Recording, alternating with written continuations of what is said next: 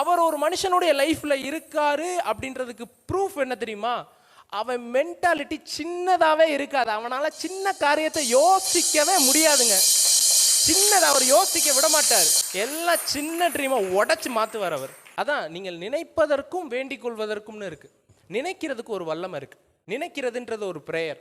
என்ன பிரதர் நினைக்கிறது பிரேயர்னு சொல்றீங்க? ஏன்னா வேதவசனத்தில் என்ன போட்டிருக்குன்னா, நினைப்பதற்கும் வேண்டிக் கொள்வதற்கும் மிகவும் அதிகமாய்.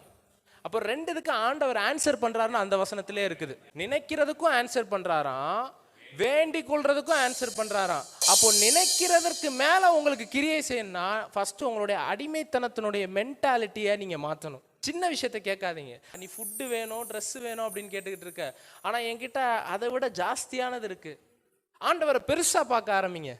பெருசா பார்க்க பார்க்க அவருடைய நினைவுகள்னால உங்களுடைய மைண்ட் அவர் ஃபில் பண்ண ஆரம்பிப்பாரு, நிரப்ப ஆரம்பிப்பாரு.